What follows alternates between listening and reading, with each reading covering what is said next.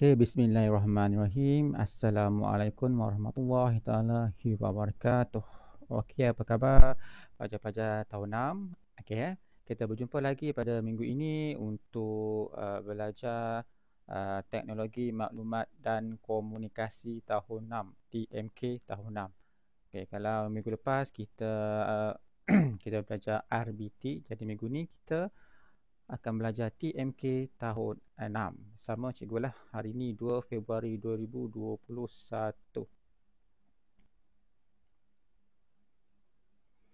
Okey, sebelum kita mulakan, seperti biasalah, pastikan buku teks TMK ada bersama murid untuk rujukan dan sediakan satu buku tulis TMK untuk menyalin nota dan juga sebagai untuk latihan. Dan minggu ini kita akan cuba tengok buku teks muka surat 1 hingga 8 dan unit tajuk kita pada hari ini adalah unit 1, pengaturcaraan. Okey ya. Standard kandungan pada hari ini adalah 1.0 iaitu memahami pengaturcaraan, dan standard pembelajarannya 1.1 menyatakan kegunaan aturcara komputer dalam perkakasan harian. 1.2 membuat perkaitan antara langkah-langkah aktiviti harian dengan satu set arahan dalam aturcara komputer. Alright. Okey, kita akan mulakan. Okey, sebelum kita mulakan, pastikan tajuk pengaturcaraan ni nampak macam susah kan? Tapi sebenarnya kalau kita faham konsep dia, dia tidaklah susah sangat. Jadi kita dengar betul-betul dan cuba faham konsep pengaturcaraan ni. Okey, kita nak siasat apa yang berlaku di dalam buku teks gambar ni. Muka surat 1. Situasi dia di sebuah kedai yang menjual peralatan elektrik. Okey. So, saudara kita ni tanya, apakah keistimewaan mesin basuh ini? Jadi jawab penjual tu, mesin ini mempunyai komputer benam. Komputer benam. Tuan hanya perlu menekan satu butang dan mesin ini akan melaksanakan semua proses basuhan. Bunyinya agak canggih ya. Macam mana sebuah mesin basuh tu boleh melakukan tugasan hanya dengan satu butang. Dan memang itulah kita akan terfikir bagaimana mesin ini dapat melakukan semuanya. Disebabkan adanya benda ini, iaitu komputer benam. Komputer benam ni kalau pelajar ingat TMK tahun 4 kita pernah belajar jenis-jenis komputer. Kita ada komputer tangan, komputer tablet apa semua, komputer meja, termasuklah komputer benam. Tapi nanti kita akan kupas lebih lanjut apakah itu komputer benam. Okey, yang penting hari ini pelajar perlu tahu apakah maksud pengaturcaraan. Pengaturcaraan. Okey, mengikut definisi dalam buku teks ni, pengaturcaraan ialah set arahan yang mengarahkan komputer melakukan sesuatu tindakan. Okey, komputer. Set arahan yang mengarahkan komputer melakukan sesuatu tindakan. Okey, komputer ni dia apa? Komputer ni macam mesin perkakasan ni tidak boleh melakukan sesuatu pekerjaan ataupun tindakan tanpa disuruh ataupun tanpa diarahkan. Dan bagaimana kita nak arahkan? Kita menggunakan pengaturcaraan. Dia macam set arahan lah.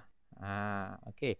Set arahan sebenarnya merupakan apa dia? Set arahan adalah aturcara.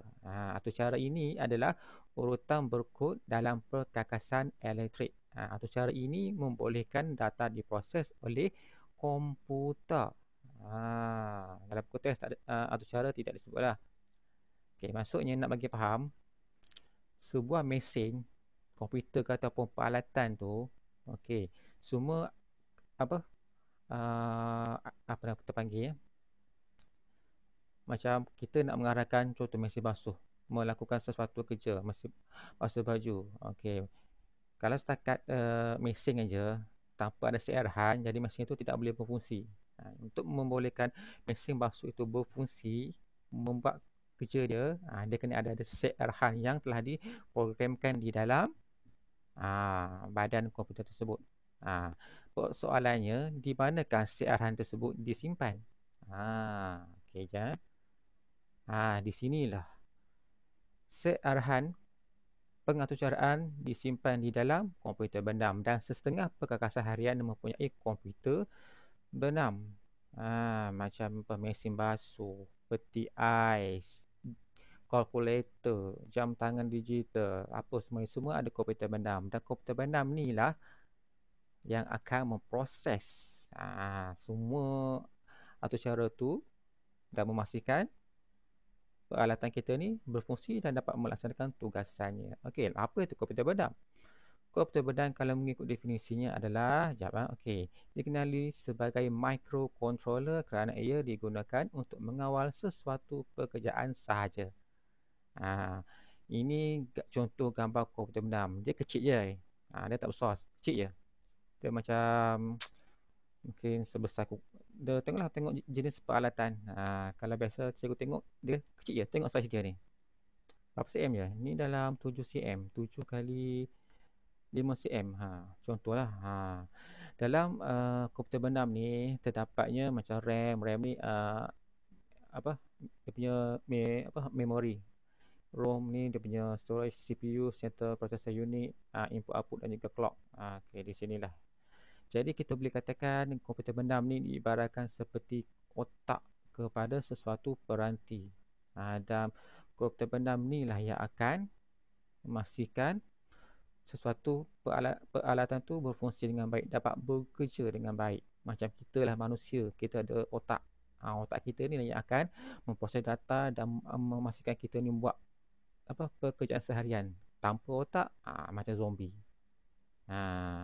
Jadi macam inilah dengan peralatan. Jadi semua pengaturcaraan tu, arahan tu dibuat dan diletakkan di komputer benam dan komputer benam akan memprosesnya dan barulah sesebuah mesin itu berfungsi. Boleh ya? Okey. Dalam konteks 2 tu 1.1 kegunaan aturcara komputer. Sesebuah mesin tu diletakkan aturcara komputer ada sebab, bukannya suka-suka. Dengan perkembangan teknologi sekarang ni memang banyak peralatan menggunakan aturcara komputer. Di rumah kita pun sebenarnya banyak alatan yang ada aturcara komputer. Okey, kita nak cuba nak siasat. Kita ambil satu jenis iaitu mesin basuh automatik. Bukan manual, ni mesin basuh automatik. Dan apakah kegunaan aturcara komputer yang ada dalam sesebuah mesin basuh? Okey. Ini yang di sini adalah panduan untuk menggunakan mesin basuh. Okey, contoh yang pertama. Baca daripada awal lah. Nak guna mesin basuh ni, kita hanya masukkan pakaian ke dalam mesin. Hidupkan mesin. Mesin akan mengira berat muatan. Mesin akan menentukan isi padu air yang diperlukan. Mesin akan menentukan bilangan bilasan. Menentukan tempoh putaran. Menganggar masa untuk membuat basuhan. Apabila basuhan selesai, penggera akan berbunyi. Itu dia punya panduan kepada pengguna. Tapi adakah semua itu adalah arahan? Tidak semua. Kenapa? Cuba perhatikan perkataan yang berwarna kuning. Yang warna kuning itulah yang merupakan set arahan yang telah diprogramkan di dalam komputer benam yang ada di dalam badan mesin basuh tersebut. Jadi aturcara komputernya bermula di mana? Aturcara komputernya bermula di sini. Apabila kita hidupkan on je mesin tu, mesin tu akan terus dia akan mengira berat buatan, menentukan isi padu, menentukan bilangan bilasan, menentukan tempoh putaran, menganggar masa untuk membuat basuhan, dan apabila selesai, penggera akan berbunyi dan selesailah tugasan dia. Jadi aturcaranya akan bermula di sini sampailah akhir. Dan kalau aturcara ni, kalau kita perhatikan, dia step by step, dia mengikut urutan. Macam 1, 2, 3, 4, 5. Dia tak boleh daripada sini pergi ke sini, sini patah balik ke atas. Tak boleh. Memang dah diprogramkan macam tu, supaya senang kita nak kesan di mana ke. Kalau ada mungkin tak berfungsi ke, senang nak kesan di mana dia punya masalah. Boleh ya. Jadi kegunaan aturcara komputer bagi mesin basuh, ini dia. Ada 1, 2, 3, 4, 5, 6. Tapi bergantung pada jenis mesin basuh lah sebenarnya. Ya. Kita tengok lagi contoh lain. Okey, contoh yang ada di rumah kita, penyaman udara ataupun aircon. Atau cara komputer yang dalam penyaman udara ini membantu kita menetapkan suhu bilik, melaraskan suhu bilik yang bersesuaian. Aircon sekarang ni dah canggih. Kalau dia tengok mungkin dia akan automatik akan detect ruang rumah kita tu kalau luas ke sempit ke, dia akan selaraskan. Dan mungkin kesejukan tu sama ada banyak apa, semakin sejuk semakin tak sejuk tu dia tengok keadaan keluasan. Katalah rumah kita sekarang ni musim panas, jadi mungkin dia punya apa, dia akan detect okey keadaan bilik panas. Mungkin dia punya kuasa sejuk tu mungkin dia akan pertingkatkan lagi. Contoh dia. Kalau tengah musim hujan, mungkin dia akan perlahankan dia punya apa panggil power sejuk tu lah. Dia buat tu lah kan. Okey, televisyen pintar. Okey, atau cara komputer dalam televisyen pintar membolehkan kita mengakses aplikasi internet, melakukan pelbagai fungsi interaktif. Smart TV. Sekarang ni pun dah canggih, dah ada Android TV apa semua. Dengan TV saja kita boleh akses internet. Boleh membuat pelbagai fungsi interaktif daripada smartphone nak sambung ke TV boleh, laptop ke TV boleh. Tengok PS4, PS5 aku nak sambung ke TV, nak main game pun boleh. Dulu TV hanya untuk tengok cerita, sekarang lebih daripada tu fungsi dia. Ada TV yang menggunakan sensor. Nak tukar channel ke, buat macam tu je, buat macam ni je. Okey. Okey, comel apa pula ni? Okey, pembersih vakum robotik. Vakum pun sekarang dah ada robotik, bukan macam dulu. Kecil je. Atau cara komputer membolehkannya bergerak dan membuat pembersihan di kawasan yang telah ditentukan. Jadi senanglah, kita set masa apa semua, dia akan buat kerja dia. Cukup masa dia akan cas balik dia kembali ke tepasan dan cas balik. Dan boleh digunakan untuk esok ulang pula. Okey, peti sejuk. Okey, atau cara komputer dalam peti sejuk ini dapat menentukan suhu yang sesuai untuk menyimpan makanan. Ini pentinglah, suhu ni makanan memang kena sesuai. Kalau tidak, makanan kita boleh rosak. Dan ada juga peti sejuk yang yalah, kita boleh keluarkan ais dekat situ. Tak payah kita nak simpan ais. Ketuhan gelombang mikro dapat melakukan pelbagai cara memasak dan boleh melaraskan suhu. Lepas tu jam digital ataupun jam tangan digital ke jam dinding digital ke, sama-sama masakan digital je, dapat menunjukkan masa dan mengaktifkan bunyi pengera. Jam digital pun sekarang dah canggih.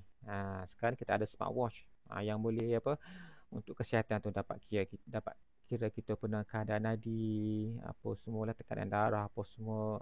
Jadi tengok jam pun dah semakin canggih. Yang ni famous, siapa yang tak kenal? Alat kawalan jauh. Mengawal televisyen dari jarak jauh. Tak payah kata nak tekan dekat TV tu, daripada jauh je dah boleh tekan. Bagaimana semua ni boleh berfungsi? Kerana di dalam badannya ada atau cara komputer yang telah disetkan untuk setiap peranti ini melakukan kerja yang telah pun ditentukan. Contoh lain apa dia? Banyak.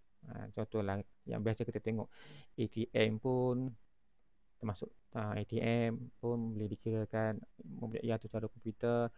Ataupun pintu Selalindo yang kita pergi dekat Tesco Aeon tu, yang terbuka macam tu, terbuka tu, itu pun ada atau cara komputer. Dia boleh kesan sensor, ada sensor pergerakan. Sebelum kita berakhir, kita nak tengok dulu searahan yang dilaksanakan oleh mesin minuman layan diri. Mesin minuman layan diri. Yang ni lah. Kita nak buat teh, kopi ke, sedang tekan je butang, selesai. Canggih sekarang ni.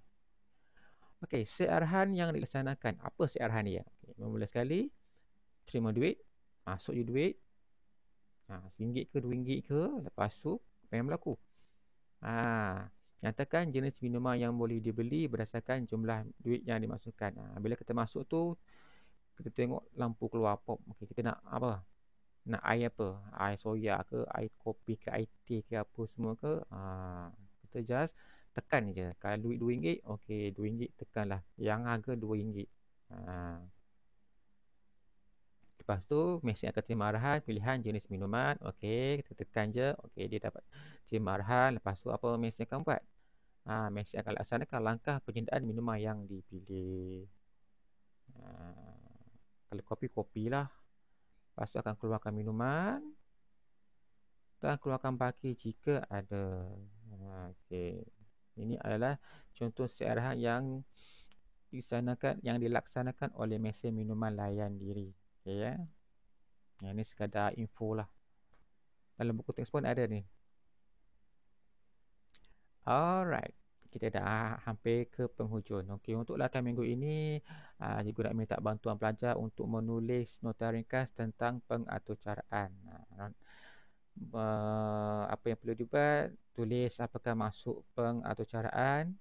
Kalau nak rujuk buku teks pun boleh, nak rujuk slide video pun boleh. Dan kegunaan aturcara komputer. Boleh rujuk buku teks muka surat 2 dan 3. Kegunaan ni maksudnya nama perkakasan dan kegunaan. Contoh yang di atas tu. Okey, TV apa kegunaan dia? Okey, apa lagi? Peti sejuk apa dia? Gelombang mikro apa dia? Contoh dalam 5 6 okeylah, tak perlulah. Yang penting faham aja. Okey, cara nak buat nota ni terpulanglah nak buat nota ringkas macam biasa pun boleh. Nak guna peta konsep ke, peta minda ke, peta item ke, mengikut keselesaan. Asalkan pelajar boleh faham apa yang pelajar tulis. Bukannya tak faham. Okey. Alhamdulillah, selesai sudah PDP kita pada hari ini dan cikgu harap pelajar boleh faham maksud pengaturcaraan. Ingat, pengaturcaraan searahan untuk sesebah mesin itu melaksanakan tugasan dia. Dan kebanyakan mesin yang ada searahan ini mempunyai komputer benam dan komputer benam itulah otak kepada sesebah perkakasan yang ada aturcara. Bunyi dia agak terbelit tapi tak juga. Tapi kalau pelajar tengok slide ni daripada awal hingga akhir boleh faham.